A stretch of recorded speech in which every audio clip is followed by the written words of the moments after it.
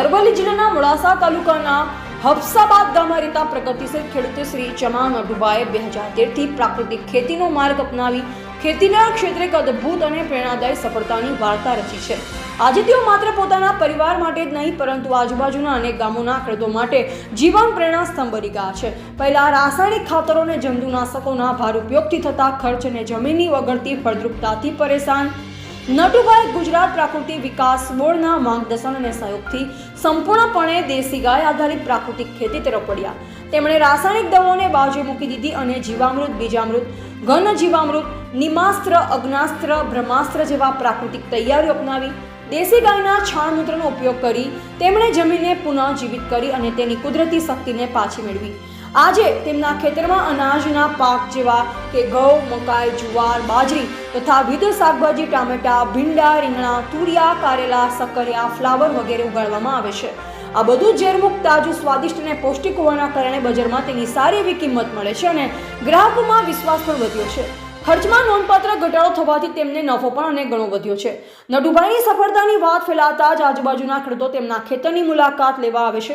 તેઓ પોતાના અનુભવો, પ્રાકૃતિક ખાતર બનાવવાની રીતો, જંતુ રોગ નિયંત્રણ વગેરે વિશે ઊંડાણપૂર્વક માહિતી આપે છે। હું ચમાર નટુભાઈ નથુભાઈ, ગામ હફસાબાદ, તાલુકો મોડાસા, જિલ્લો અરવલ્લી।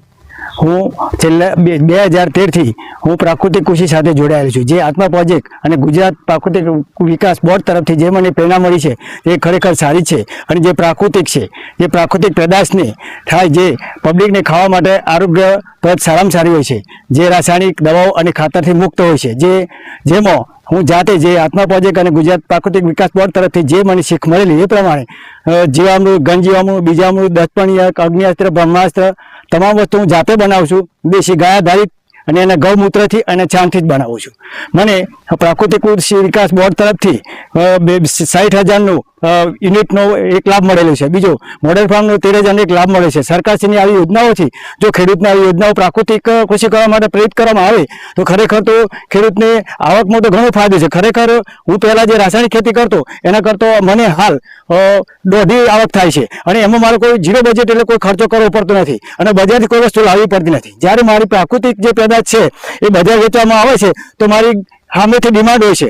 હાલ મારી પ્રાકૃતિક કૃષિ વિકાસ બોર્ડમાંથી જે મને પ્રેરણા મળી એ પ્રમાણે અરવલ્લી નેચરમાં મારો જે પ્રાકૃતિક કૃષિનો જે પેદાશ થાય છે, ખેત પેદાશ, જે અનાજ થાય છે અને જે શાકભાજી થાય છે તે અરવલ્લી નેચરમાં જાય છે અને સારો એવો મને ભાવ મળે છે અને એનું વેચાણ કરવા માટે ફરીને કોઈ વેચવું પડતું નથી। એની ડિમાન્ડ પણ છે। ખેતરેથી પણ મારી ફાર્મ ઉપર આને પણ ઘણા ખાવાવાળા વ્યક્તિઓ લઈ જાય છે અને ખરેખર પ્રાકૃતિક કૃષિ કરવામાં ફાયદો છે। અને ખરેખર જો ખેડૂતને આવી રીતે સરકારની આવી યોજનાઓ અને તમામ યોજના ખેડૂતોને પ્રેરિત કરવામાં આવે તો દરેક પબ્લિકનું તેમજ પશુઓનું, જે પ્રાણીઓને જે અનાજ અને ઘાસચારો ખાવામાં આવે છે એ પણ ઝેર મુક્ત હોય તો એમનું દૂધ અને પ્રાકૃતિકને જે અનાજ શાકભાજી હોય એ પણ ઝેર મુક્ત હોય તો આરોગ્ય માટે દરેકને પશુઓ તેમજ માણસ માટે પણ બહુ ફાયદાકારક છે। ખરેખર પ્રાકૃતિક કૃષિ કરવી જરૂરી છે।